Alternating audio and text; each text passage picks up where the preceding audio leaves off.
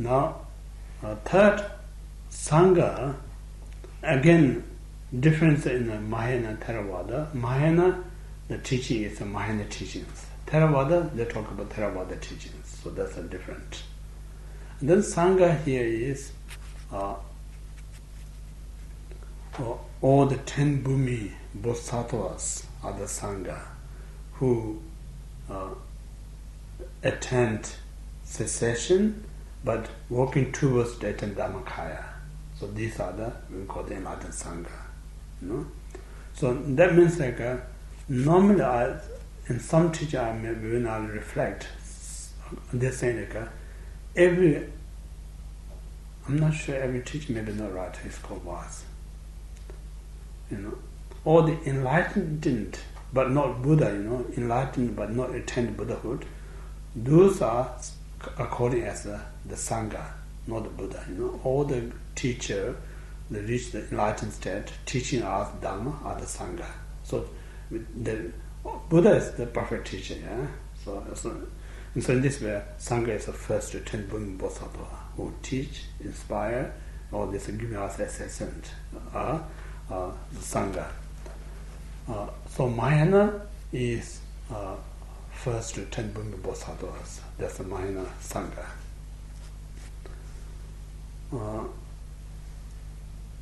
Then, so these are the objects of refuge. Buddha is the Sambhogakaya, Dhamma is the teaching and the realization, Sangha is the first 10 Bhumi Bodhisattvas. These are the objects of refuge. Now time is we take a refuge now until we reach enlightenment. Yeah? So this is the third quality of Mahayana when we take refuge. And the Theravada take refuge the moment you take refuge until you die. You cannot take beyond that. So that's the third difference. And the fourth is the Mahayana main purpose take refuge to attain Buddhahood, to help all sentient beings. Prime reasons. In the Theravada, prime reason take refuge Buddha Dharma wants only liberations. So that's the fourth one. So this way, one kind of it's good when I take refuge. Check I have the reason. Make sure I know the object of refuge. Make sure I know the time that I'm taking refuge. Make sure I know the reason of what purpose I'm taking refuge. So this four is so important. Yeah? So that's the refuge.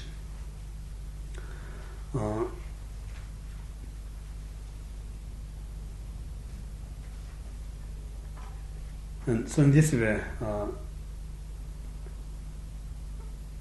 another way we may say brief form, if you don't have much time to reflect all these things, just think about Buddha means someone completely free from all sorts of faults,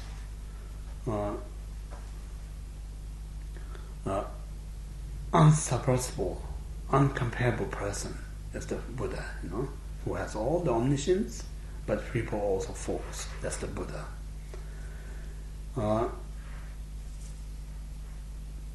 Then Dharma is I mentioned realization and cessation, that dwelling in all the first 10 Bhumi Bodhisattva is the Dharma, object refuge.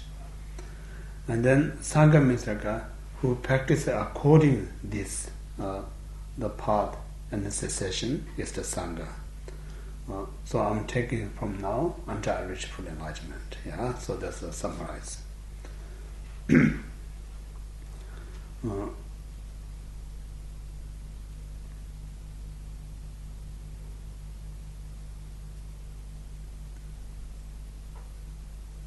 So in this way, when we actually doing the refuge, it's so important. Not just think about it, just do it by myself. Always we talk about I'm doing this with the countless sentient beings. So this Vajrayana we not talk about so much. But what we say I and all sentient beings from now on until I reach enlightenment, I take refuge in Buddha Dhamma. So always I and all sentient beings need to be together. You know? The moment you miss all sentient beings, then it not become like a mind refuge. So always kind of together I and all sentient beings. So this is the refuge.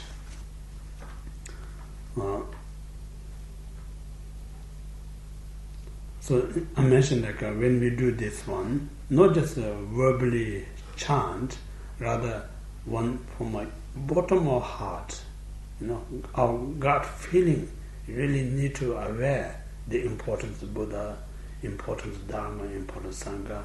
You know, I'm saying like when you seriously seek, you know, then you're not going to kind of mess around when you're in front of the doctor. You know, you're going to be very kind of serious. You're going to be think it's very important. So almost you need the same feeling of we are in the samsara. So only way to free this one, free from the samsara, I need to have a Buddha as like a doctor, Dharma as a medicine, Sangha as a nurse. Without these three, there's no other way I can out of the samsara. There's no way I can help others to out of samsara. So that kind of feeling is so important. If you have a real feeling, and that feeling, if you do one number, it's immensely beneficial.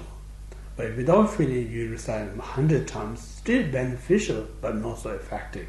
So in this reason, putting your heart and mind while you're doing refuge is so important. Yeah. Then number, I'm not sure. I saw in the Kinja which is a minimum is recommended to recite 6 times. So I'm not sure what specific that number. He said 6 minimum number. So that's the first the refuge. Then once you complete the refuge, you kind of request to bless my mind. You know, bless my mind. So what it means like bless me that my mind turn towards Dharma. So that means like our mind not that much turning into Dharma, always like wandering. You know, so we constantly have to pray this. Bless me that my mind turn towards Dharma. That's the first one. And then second one, bless me that holy Dharma may lead me to the path. So it means like that I think is really important, you know. Even if say many of us we think I'm doing Dharma, but really we're not sure we're doing Dharma, you know. We more like use Dharma as a what I call the benefit for single lifetimes. Or we're doing this Dharma to benefit the future lifetimes. None of which is we do Dharma to attain Buddhahood, cycle, sentient beings. So this way we have to pray, you know, even though I do Dharma, this Dharma may lead me the path, you know, that's the second is important. And the third one, bless me that all the errors, the path stilled. Means like all the, because of obstacle, kind of incorrect, may be purified through Dharma practice. And the fourth one, bless me that all the illusory appearance of this world may arise as an ultimate pure reality, you know, pure reality. So it means like once you develop the wisdom, then all the illusion transform into the wisdom, because the illusion is no other than mind. So these four is a very famous prayer, you know. End of the refuge, you just pray these things. And once that's a complete the refuge, once then next preliminary practice, develop the bodhicitta mind. The bodhicitta mind is again all sentient beings are mother sentient beings. So if I'm kind of happy and rest of mother sentient beings suffering is not much worthy. So rather I practice to help everyone to be happy. So this way, practice loving kindness, compassion, and bodhicitta. So that's we call the preliminary part of the meditation. Yeah, refuge and bodhicitta. Now, second, the main part of from the four attachment. The first one, if you have attachment to this life, you are not Dharma practitioners.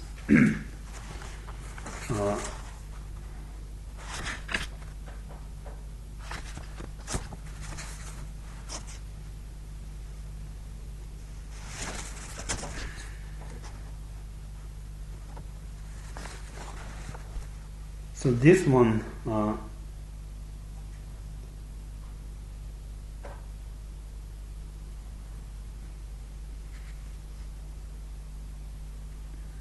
we say, whatever practice or practice Dharma, make sure you're not attached for this life.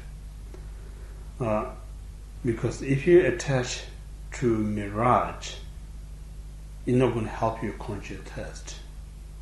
So similarly, if you attach to this life, it's not going to bring you happiness. So it's not attached for this life. But this not means like you should not enjoy your life. Enjoyment is one thing, attachments are different things. You can have a wonderful time, you have a happy life, but don't attach on it. And then also Khenpo Ngawang is saying, if you just tell yourself not to attach to this life, your mind not going to listen. The reason your mind not going to listen, because you don't have a control to your mind. So this is true. We kind of first you may think it's a strange kind of expression. Say you're saying me, I don't have a control of my mind. You may think I have a control of my mind. I can think whatever I want. You may think that way.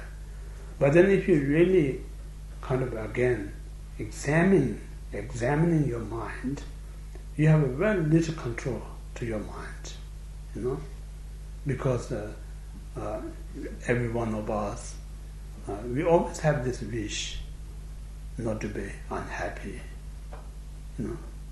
stress, worry, but we don't have control. These things should just come and it controls our mind,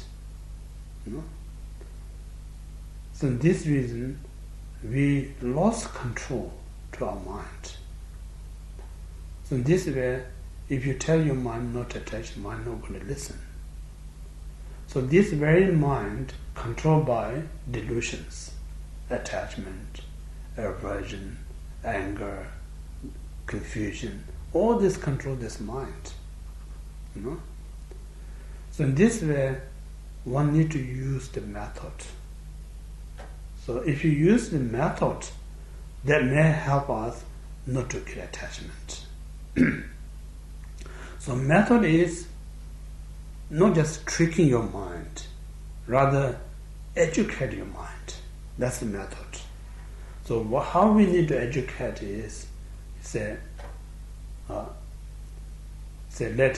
if I attach, what's benefit out of it? What's the disadvantage out of it? It's a good to investigate. When we investigate, there's more disadvantage than advantage, because when you attach something, that creating this mind less happier, that controls mind less freedom. So many, there's not enough time to actually to describe how much out there or how many out there disadvantage when you have attachment. So these things one need to really kind of aware of this, how much disadvantage and danger of the attachment mind. So aware of this is called wisdom mind. During the mind retreat, I always say Dharma is just mere wisdom, aware the risk, and not let your mind controlled by something that harms you. Anything that harms you, you must recognize and let free it. That's Dharma. So in this way, one need to know Dharma is the wisdom. Wisdom means like we talk about Dharma is that makes your mind better mind. No?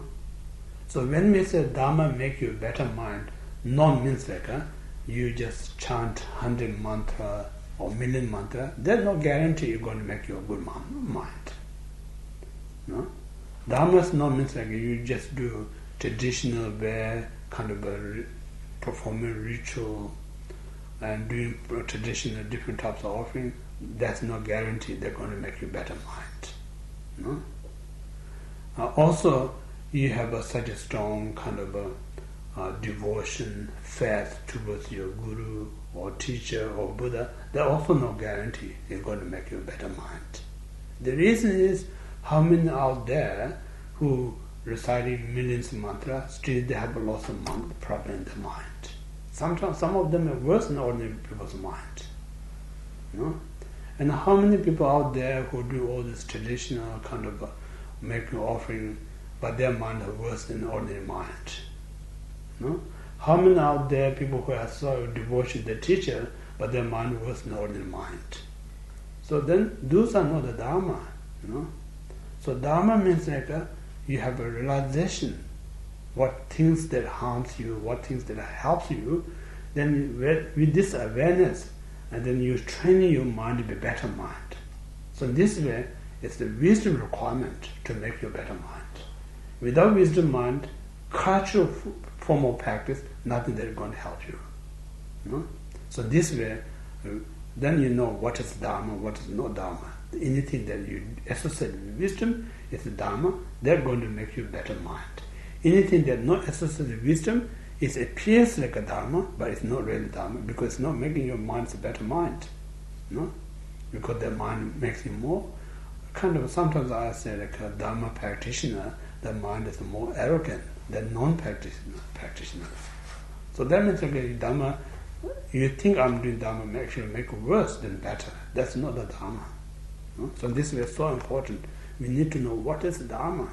It's not something I'm reciting, something that I'm performing, not the Dharma, actually that understanding.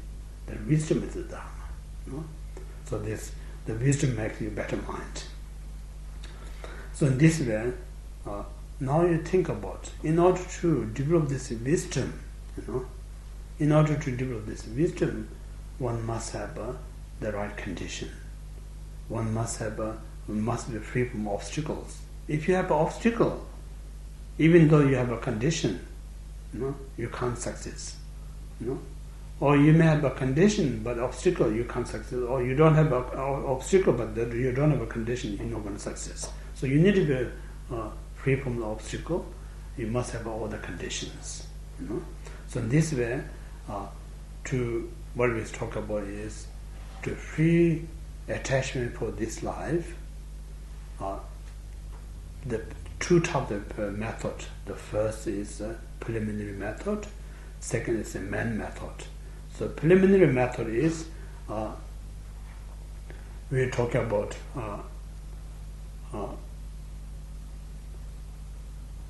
understanding of precious human rebirth. So again, these are very important. Precious human rebirth. So precious human rebirth referring is kind of 18 prerequisites. 18 prerequisites means like 8 freedom to practice Dharma and the 10 endowments. So these are kind of first one need to kind of what we say, aware these things, through the study, and then second, we need to contemplate: are we really fortunate to free the state? We need to really, not just because Buddha said we are fortunate, not because the teacher said we are fortunate, not because we read this book we are fortunate. These are kind of help us to aware these things, but the real realization has to come from your side. You need to really aware. I'm so lucky, not caught up these obstacles. It's very easy to caught up, very hard to free from this obstacle. So right now, I'm in a state of free from the obstacle. So this realization kind of motivates you to practice Dharma. This is really important. So in that sense, like if you talk briefly, we talk about four non-human state that not allows you, or there's no time to practice Dharma. So if you're born in a hell realm, there's no time because you consistently suffering one after another. So that's a lack of freedom to practice Dharma. Second, if you're born in a hungry ghost realm, there's no time to practice. You're consistently suffering of hunger and thirsty. And the third, if you're born in an animal, you have a consistently get the problem with the uncertainty. Your mind is not in the state to really practice Dharma. So that's the third unfortunate. And the fourth is if you're born in a God realms, you're perfectly comfortable life. So this very comfortable life will completely distract your mind. No time to say some worldly successful person, they don't have a time to sit and practice Dharma. Too caught up busy worldly things. So there's a four restless state of non-human state. Then within human, we say born as a barbaric, So the first, there's no time to practice Dharma. And then second is born as a mentally handicapped disciple. There's no time to practice Dharma. And the fourth is you're born with such a negative state of mind. And then the fourth is born where there's no Buddha exist. So these are for human lack of freedom. So it's not that difficult to be born in that fourth state, because very easy if you just, it's not that far away. Just because if you look into our mind, we have a more cause than to born that state than human rebirth. So in this point of view, we need to constantly aware how fortunate free from that state. So this is because of four, add freedom to practice Dharma. Now next one is five self conditions.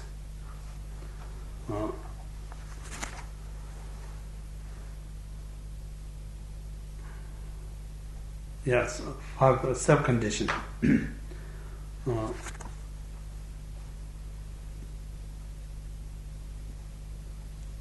Be born as human beings, then healthy sense organs, we not have committed any heinous crime,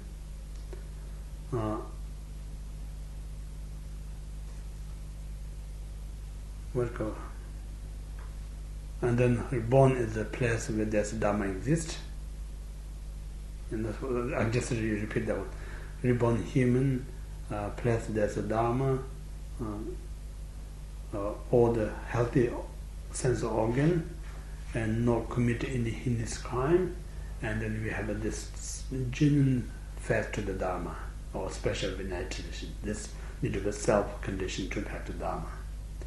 And then five that dependent to other is Buddha came, he turned the wheel of Dharma, the teaching still remain, and still people follow with this teaching, and then people have a great compassion to others. These five conditions from others. So in this way we need to check if I have all these 18 qualities, we call the precious human rebirth. If you miss one of these 18, we still not complete course to practice Dharma. We need to create these conditions. So in this way, to attend this 18 quality is extremely rare. So this we call the natural point of view. To find human rebirth is very hard. That's the first one, need to think about it. Then second, cause point of view. To reborn human, one need to have committed virtues to avoid non-virtues. So again, if you look or observe entire world, the majority beings are committing non-virtues and non-neutrals. Very few actually committing virtues. So if you look at that point of view, how hard to create a cause to attain human rebirth. So cause point of view, it's very hard to be able to attain human rebirth. And then number point of view, You know, well, two things that we in the teaching said: our human mind, eyes cannot see because we don't have karma to see, such as the hell beings, hungry ghosts. So reality, they're saying, the biggest population within the sentient beings is the hell beings. And the second largest population is hungry ghost. And the third largest is animals. So animals we can see. We talk about human beings, big population, we can individually count how many humans in the entire world. We may miss few, but most we can countable. But just forget about individual to count all sentient beings, or I'm talking about animals. Just how many types of beings exist is almost uncountable. Animals. We're not talking about individual. How many types of animal? So just imagine how many types of animal exist in the entire world, almost uncountable. Then we talk about Sutra, talk about hell, hungry ghosts, even much greater number than that. And hell be even much greater than that. This is a reality. Sometimes I'm talking about people may think, religions cause a frightened because there's difficulty. One sense, maybe if you not look on the logic point of view, it may be kind of frightened. But if you look on the logic point of view, it's not right. This is reality. For instance, if you go to say if you have a trouble with the smoking, if you have a trouble with the drinking, then you go to see a doctor. They're going to their job. If you're not stopping smoking, what's going to cause your lung? What are you going to cause your other risk? So they're not kind of creating fear without the reason. They're creating fear with the reasons. This thing's going to happen if you don't stop it. It's the same like people who are drinking. If you don't stop, you're going to burn your lung. You're going to die at a very young age. You're going to so much. So all the risk is important to describe. So when you are aware the risk of, even though you are attached to smoking, drinking, but if you realize the risk, this very realization of the risk may help you to not attachment. Yeah. So in this same thing, I'm saying if you not address the attachment, what causes the problem, then it's very hard to avoid it. If you explain the cause of the problem, then we should less attachment. So this is where what we talk about the cause point of view is very hard to gather to reborn human rebirth. So this is the third point of view. And then fourth point of view, also they're saying if some world is uneven, if you throw a palm full of rice, how many rice are going to stick? Only few. Most are going to fall down. So Samrika, to be born human is a very little chance. The reason is, again, no need to think about since I'm born until now what I thought in my mind. Within 1 hour, investigate how many thought comes, positive, negative, neutral. If you really just 1 hour how many thought comes, you may see like 90%, neutral and negative. Maybe less than 10% negative, positive. Even less, 10% is very hard. So in this way, again, in Kadamba Master, in early time, when they do the mind training, how they kind of look at the state of mind, they're saying, each time when that negative thought comes, they put a black pebble. Whenever the positive mind comes, they put a white pebble. But at the end of the day, there's 99 black, only one white pebble. But they don't discourage. They just say, this is now I'm aware of my mental state. So once you're aware of the mental state, now I need to be more put effort. Because this is opportunity. We're saying, just imagine if you're born as non-human, there's no opportunity. Firstly, you don't have opportunity realizing your nature of the mind. Yeah? If you're born as non-human beings. Then if you not have an opportunity to realize your mental state, then practice it even much harder than that. So we human, even though we have so much distractions, so many obstacles, so many difficulties, yet compared to many other beings, we have opportunity to understand our mind. How many beings actually you think? That alone is very hard to understand, opportunity to realize one's mind. And then once you realize it, we have opportunity to make better our mind. How many beings has opportunity that kind of things? So in this way, one need to aware how fortunate, even though I have lots of trouble in my life, yet I have so fortunate, have this human to have opportunity to understand my mental state, have opportunity to change it. So this kind of opportunity is very rare. Not going to come that often. So more you think about this, that really kind of, I'm not sure it make you more hard practitioner, but I kind of realize how fortunate to have this opportunity. So this will be called the first kind of preliminary understand how important this life can do so many great things, not only for this life, for many future lifetimes. How much I can do, not only just for myself, I can do so many other beings. So that's the first we talk about the preliminary.